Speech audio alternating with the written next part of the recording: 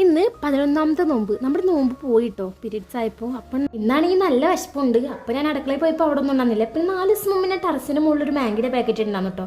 അതെനിക്ക് ഇപ്പോഴാണ് ഓർമ്മ വന്നത്. ഞാൻ ഓടിപ്പോയിട്ട് അതന്നെ എടുത്തോണ്ട് കേട്ടോ. ടെറസിൻ്റെ മുകളിലല്ല, ടെറസ് സ്റ്റെപ്പിൻ്റെ അവിടെ. ഓക്കെ, എന്നിട്ട് നമ്മൾ ആ മാഗി പൊട്ടിച്ചിട്ട് വേവിക്കാൻ വേണ്ടി വെച്ചിട്ടുണ്ടായിരുന്നു കേട്ടോ. പിന്നെ സബോളയും വെളുത്തുള്ളി അങ്ങനെ എന്തോ ആക്കി തട്ടിക്കൂട്ടാന്നാണ് ഞാൻ വിചാരിച്ചത്.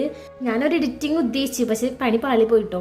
എന്നിട്ട് നമ്മൾ വേഗം അത് വേവിച്ച് മാറ്റി വെച്ചിട്ട് ഒരു ചട്ടി എടുത്തിട്ട് വെളിച്ചെണ്ണ വയ്ക്കുക, പിന്നെ കടുക് ഇടുക, വെളുത്തുള്ളി, പിന്നെ സബോള ഒക്കെ മിക്സ് ആക്കുക, പിന്നെ മുളക് പൊടി, ഉപ്പ്, പിന്നെ മുട്ട ഇതൊക്കെ ഇട്ടിട്ട് നല്ലപോലെ മിക്സ് ആക്കുക. കരി തോന്നും കേട്ടോ, പക്ഷെ കരിഞ്ഞില്ല.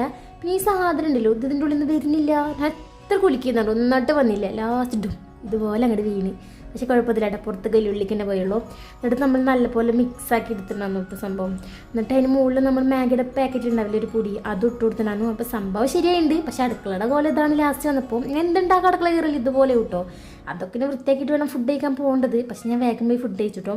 ഞാൻ അതിൻ്റെ അപ്പോൾ പയറുപ്പേരും കൂടി എടുത്തിട്ടുണ്ടായിരുന്നു കേട്ടോ. കാരണം എനിക്കെന്തോ ഇതും കൂടി എടുക്കാൻ തോന്നിയിരുന്നു. അത്തായത്തിന് അമ്മ ചോറിൻ്റെ ഒപ്പം ഉണ്ടാക്കിയതാണ്. അപ്പോൾ നമ്മളത് കഴിക്കാം കേട്ടോ. സംഭവം കുഴപ്പമൊന്നുമില്ല, ടേസ്റ്റ് ഒക്കെ ഉണ്ട്. നിങ്ങൾക്ക് എൻ്റെ എക്സ്പ്രഷൻ കണ്ടാൽ മനസ്സിലാവില്ലോ. മനസ്സിലായില്ലേ? അപ്പോൾ ഇനി പയറുപ്പേര് കേട്ടോ. നമ്മൾ നല്ലപോലെ നല്ല ഇതിലെടുത്തു. പക്ഷെ എനിക്കത് ഇഷ്ടപ്പെട്ടില്ല, എന്തോ ഒരു ചോയം പോലെ. അപ്പം